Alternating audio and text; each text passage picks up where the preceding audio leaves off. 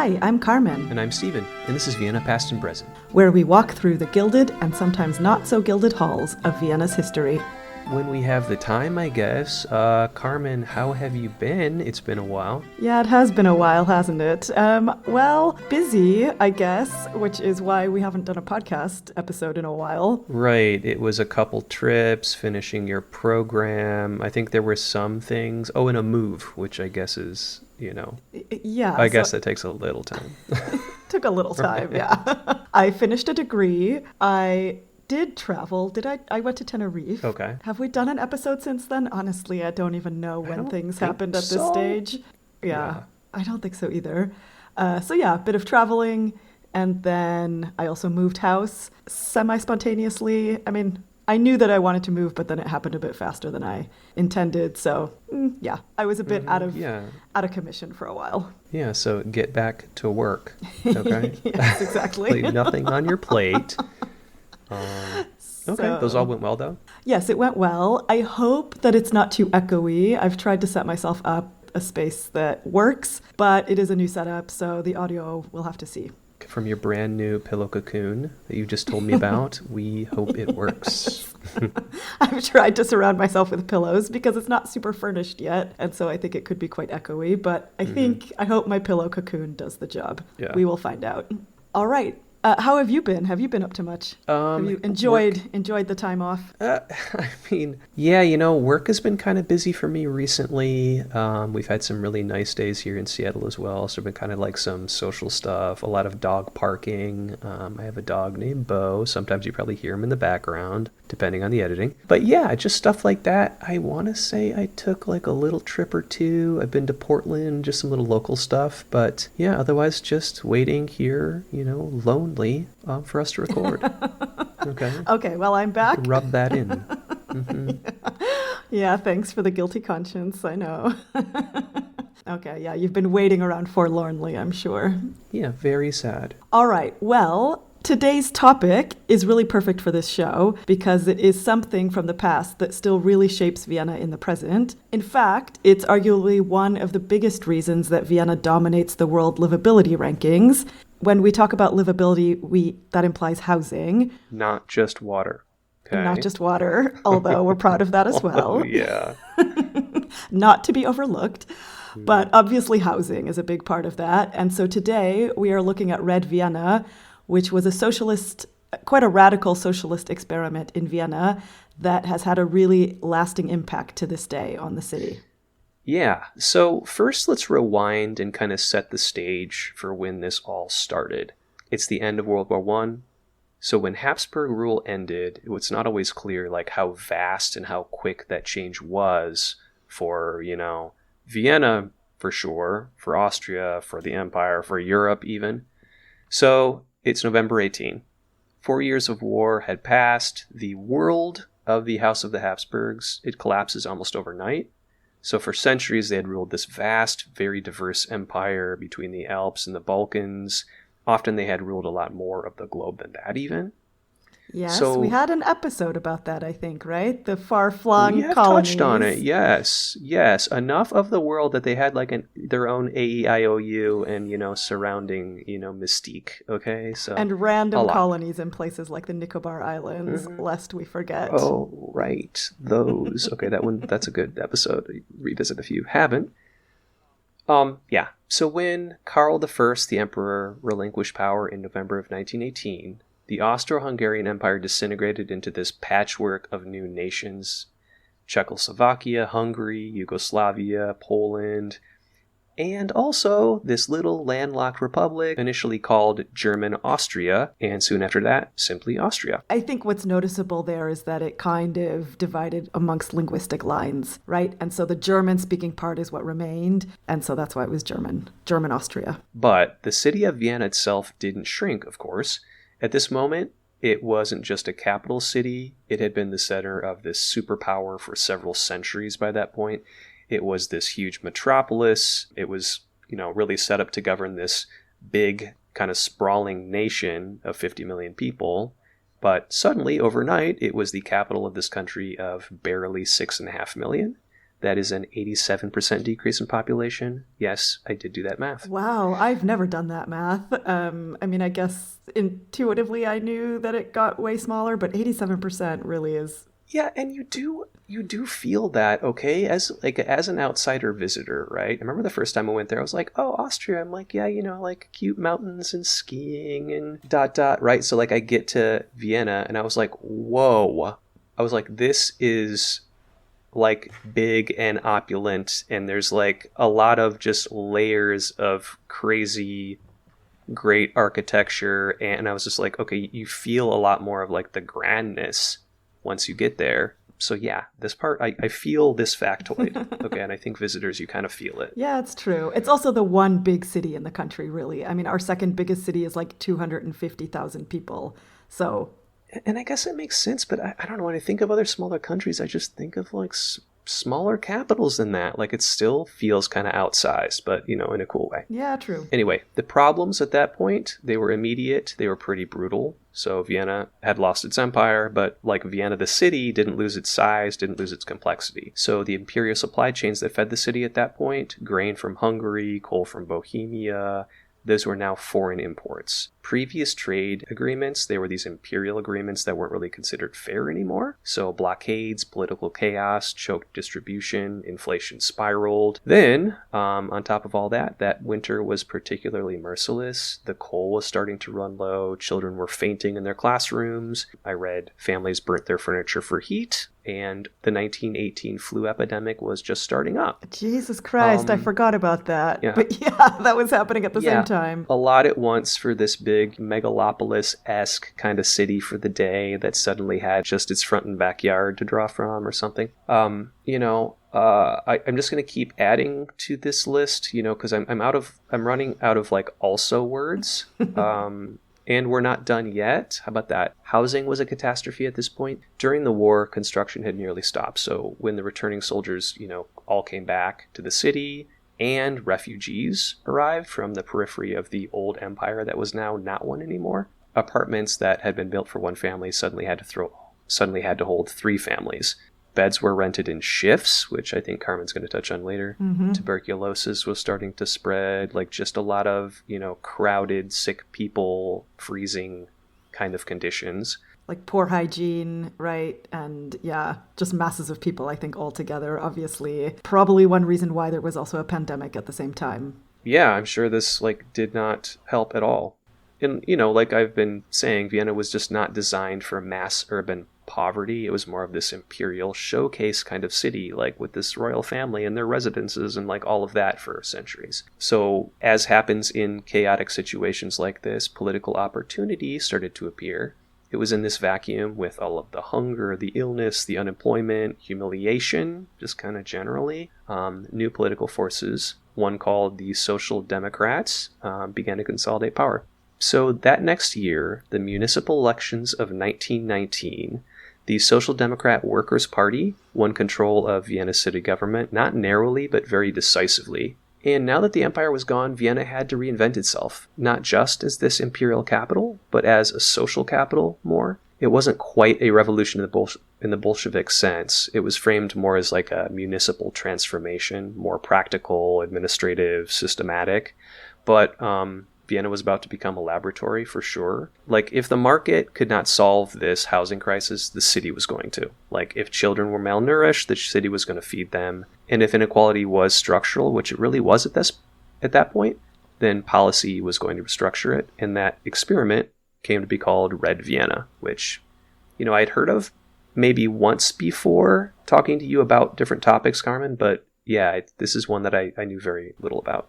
It's a topic that comes up a lot in Vienna. Like the Viennese, I mean, I'll talk about it a little bit more, but it still so much shapes the city, and people will mention it randomly. So Red Vienna is a concept that everybody here understands. Okay, so that's all kind of the backdrop. Here's what they had on their plates at that point. Like they just got elected. They have stuff like opulent opera houses right next to slums. They had marble ministries. They were overlooking tenements that were overcrowded. They had this city that was built for aristocrats, imperial bureaucrats, and suddenly they had to serve factory workers, the unemployed, didn't have a royal treasury anymore, really. No colonial resources to draw from, no like empire to fund the city externally in the same way, just municipal power. So the Social Democrats, I think they understood that they may never control the national government in the same way. And I think you can look at those elections like in that same year, 1919, and it is different, right? Like in the city itself, the result was so much better for them. But, since they controlled the city, they had some really critical powers like taxation authority, land policy.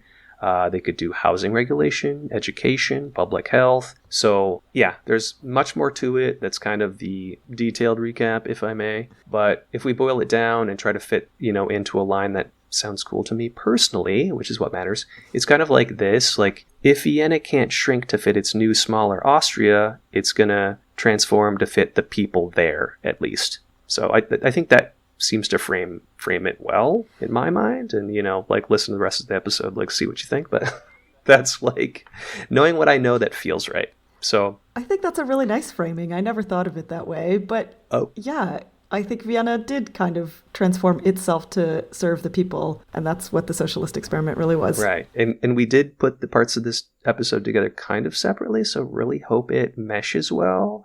We'll see. But yeah, this brings us to 1919. Now, Carmen will do the hard part. Okay.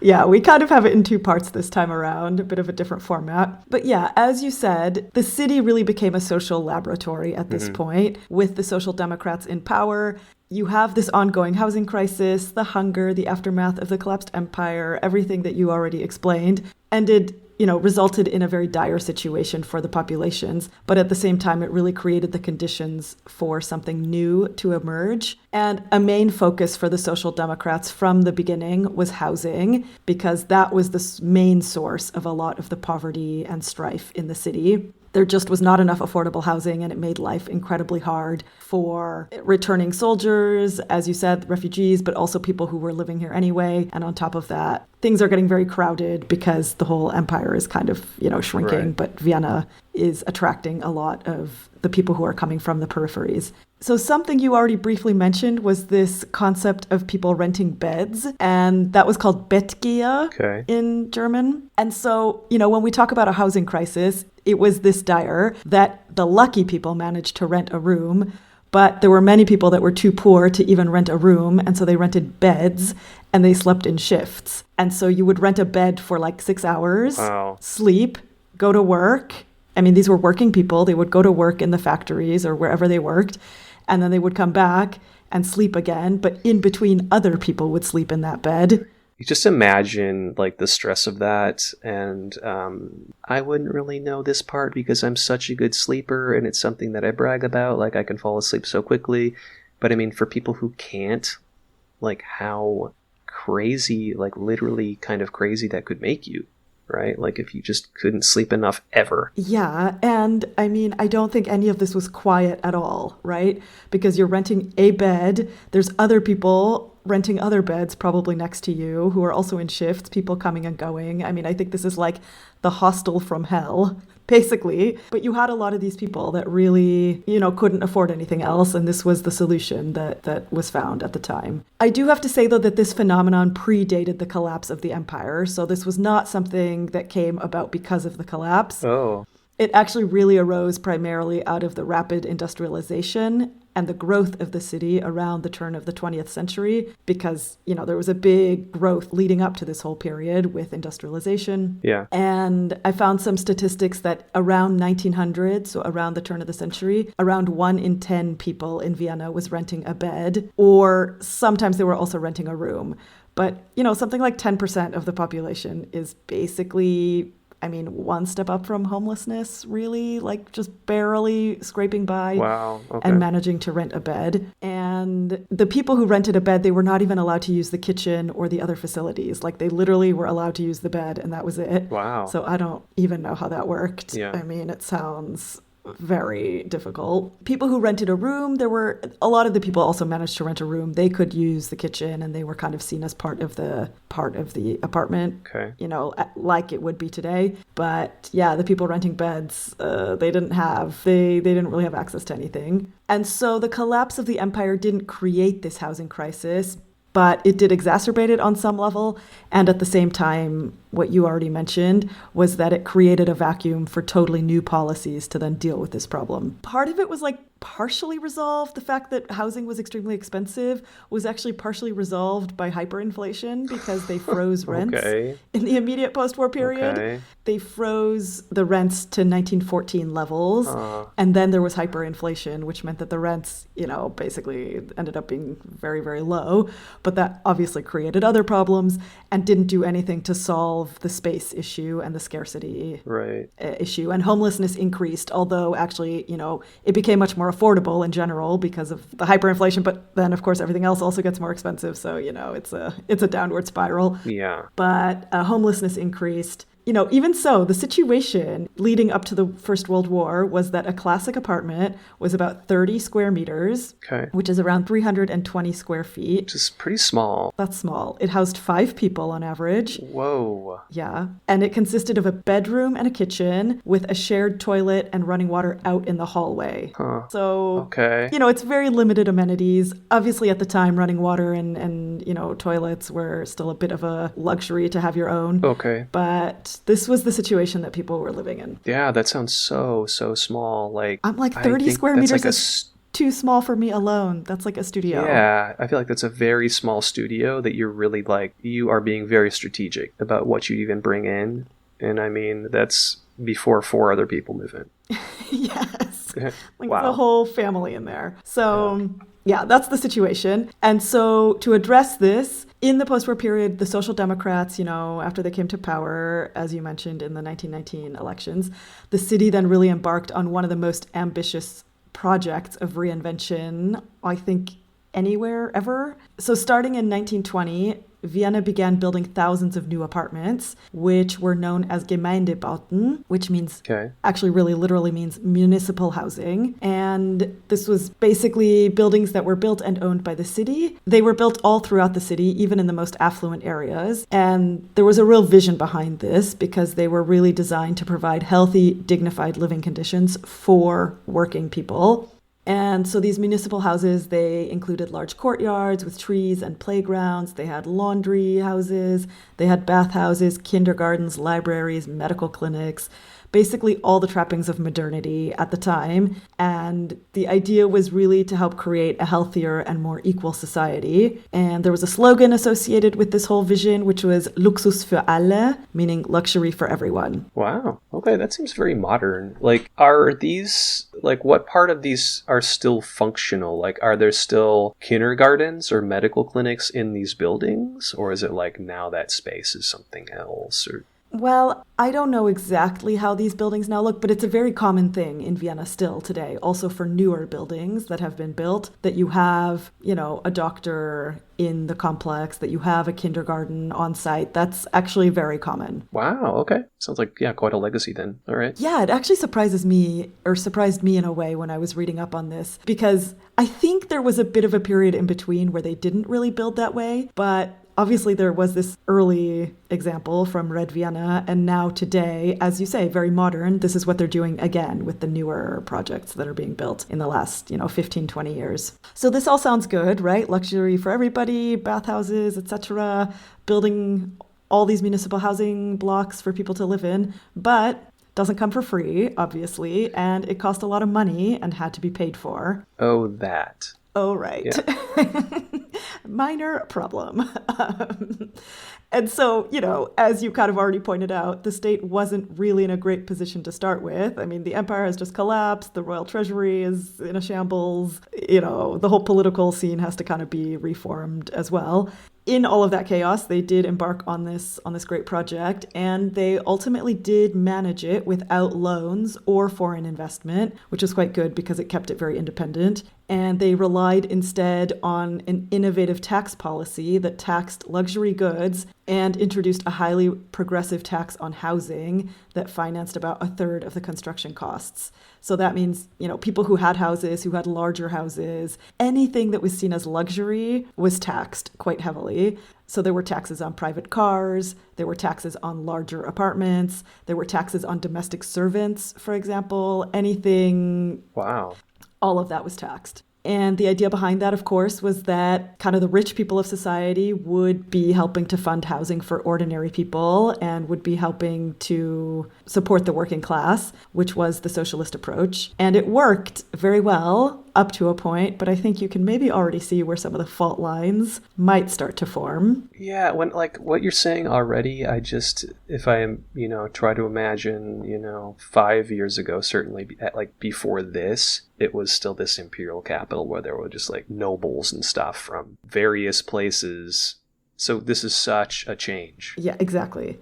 And they hold land, they have wealth, and then suddenly they're being taxed for everything in order to, build housing for, I guess, what they would have seen as like the common masses. Yeah, it's such a change for everyone. So, okay. Another aspect of this that was really important and remains important today is that during this time, the city of Vienna was able to buy up a lot of property very cheaply because the currency also crashed with the fall of the empire. And then, wow. Yeah, so the city was in a position to buy up property from, people who were strapped for cash. And the city of Vienna still today remains the biggest owner of land and buildings in the city, and that has helped to keep rents much lower than in other major European cities. Yeah, so it's not nearly as privatized as elsewhere. Of course, there is private housing as well, but more than half is owned by the city, and that keeps the rents fairly controlled. Another aspect that I think is really interesting, because you will see it if you walk around the city, is that transparency was an important aspect of the government funding for building these municipal housing projects. And every Gemeindebau, so every municipal building in Vienna, has large text on the outside of the building that shows the years that it was built and that it was funded by the city of Vienna. And so when you walk around, that's a hallmark of the Gemeindebau. And if you're walking around the city, you will see buildings that have these dates and then, financed by City of Vienna written on the outside. And that tells you that is a Gemeindebau. But they're super integrated. They're not looked down on. They're not, somehow seen as worse than other buildings. So they're clearly designated. It's transparent, but it's not considered negative, really. Okay. Yeah, that's also remarkable, kind of. Cool. Yeah, and I think there's a couple aspects to that. One is, I already briefly mentioned it, but they are built throughout all of the city. So you even have them in the first district, which is the center. It's like the nice core. Where literally no one lives because it's too expensive, but you have Gemeindebauten there. And so you have some very kind of low-cost housing. And also in the 19th district, which is considered one of the fancier districts, you also have these buildings. So, and one of the buildings that I'm going to talk about in a minute is actually in the 19th district. So it's not like they're clumped together on some peripheral part of the city that nobody wants to go to because it's low-cost housing. It's really integrated into the whole city. And one thing that's a bit controversial, there is debate around this, but, of course it is intended for lower income residents, but there are politicians and really prominent people who also live in these buildings. And that's because you only need to be low earning when you move in, and then there's not really any process for reevaluating your income. So if you move in as a student or, at some point very early in your career when you're not earning very much, you can get one of these apartments and then you don't really have to move out. Even if you end up being, the CEO of your company and earning a lot, you could potentially stay in one of these apartments if you want to. Interesting. And so obviously the one side of that is that it could be seen as very unfair because relatively rich people then benefit from very cheap housing, which helps them accumulate more wealth. But on the other side, I think the positive side of it is that it really prevents it from becoming a ghetto or from becoming sort of an undesirable place because you have such a mix of people there. And obviously the people who earn a bit more or, have, more earning potential, they also have more clout and kind of make sure that things get maintained better because they will also invest because it's in their interest to do so.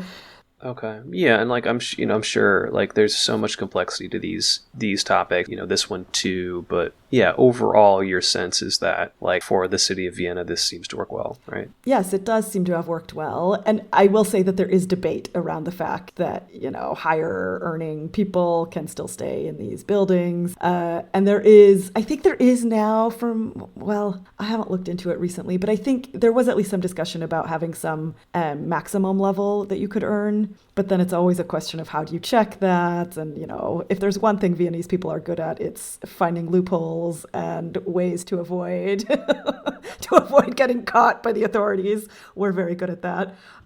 So, you know, but still, on the whole, it seems to work well. So I mentioned before I wanted to talk about one of these housing complexes in particular, and that's probably the most famous one of them all, which is called the Karl-Marx-Hof. This is one that you can still visit today. Okay. And in fact, if you go to Heiligenstadt, which is the end station of the U4, you basically cannot miss this place. It's massive. It was named after Karl Marx, obviously in honor of the socialist ideals that were focused on the working class. It was built between 1927 and 1930. But what makes it so remarkable? It's the most famous one of these because it's over 1 kilometer long, and it's one of the longest housing blocks in the entire world. It houses about 5,000 people. Okay, wow. So this is like a town unto itself. Wow. It's sounding very Soviet kind of, but this is like, all right, interesting. It's like before World War II, but this was about 10, okay, so it's like built in 1927, right? So they had been in power for several years, Social Democrats at this point. Okay. Yes, they've been in power for a couple of years, but they will soon be out of power after this. So when they built this, it was one of these kind of model socialist housing projects where they added all this stuff that was extremely modern to provide a high quality of life for ordinary people. So there were 2 laundromats with 62 wash basins, which, you know, didn't really exist elsewhere. Most people did not have washing machines. Actually, I think nobody had washing machines at this point. When did private washing machines become a thing? I don't know. We covered bathrooms, okay? Public bathrooms in this show. So maybe we'll put that in the list, okay? When did Vienna get washing machines? It's been requested a lot. Fine, we'll do it. Yeah, I'm sure people are dying to know.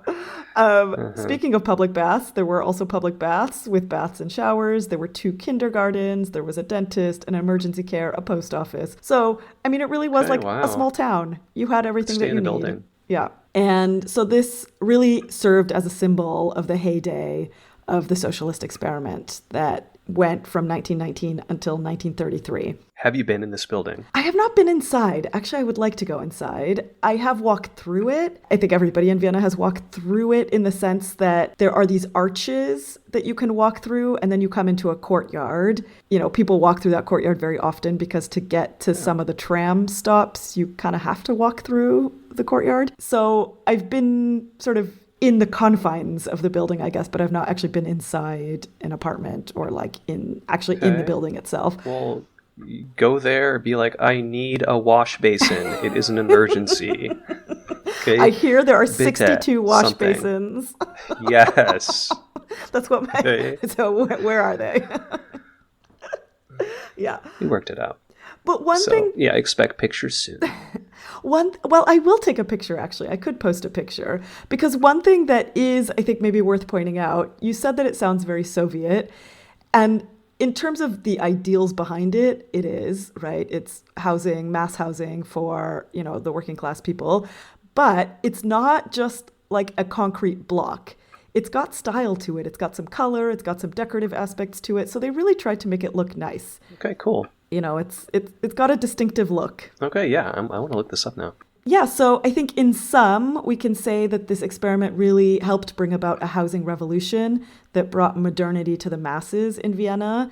It really invested in the working class. It taxed luxury goods to pay for all of it, and it created a new vision for the city in the aftermath of the collapse of the empire. Yeah, it's so much changed so fast. To me, this sounds like such a fast pivot. Mm-hmm. Like, you know, everything is falling apart. We're renting beds. There's tuberculosis, and then a couple of years later, there's like, okay, we're going to do this all in one: apartment, doctor, school, buildings. And everyone still likes them-ish. Yeah, it's impressive. I mean, at least for this, like, overview we're doing. It sounds cool. Yeah, I mean, an interesting time to live through. It sounds like a bit of whiplash, honestly, especially given what will come. Right, and it's like, it's a lasting impact, it sounds like. Yeah, so it was very highly consequential for the city this period of time. And like I said, it still really has a strong impact on Vienna's high quality of life today. It's considered to have been a great success and is looked back upon very fondly today by the citizens of Vienna.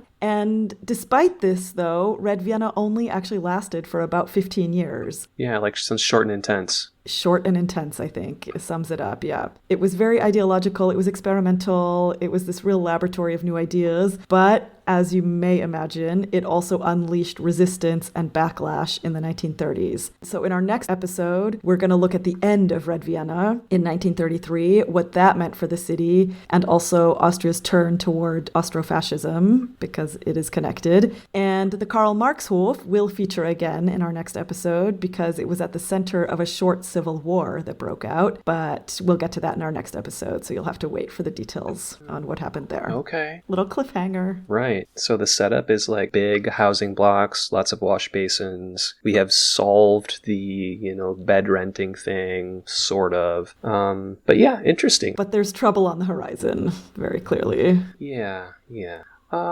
Anything else then? Or just leave it on this cliff to hang? Leave it on this cliff to hang, and we promise we're not going to take another 3 months to resolve the cliffhanger. There must be a German word for cliffhanger, okay? Like, how close is it?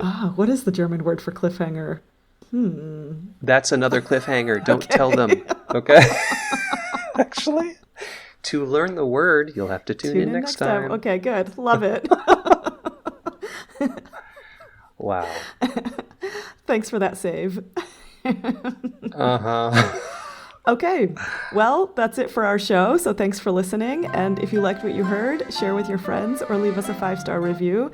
And if you didn't like it, then, well, don't worry about that review. You can find us on social medias, Vienna Past and Pres on Instagram, or send us your episode ideas at viennapastandpresent@gmail.com. But no more wash basin ones. We get it. Okay, we'll do it. Fine.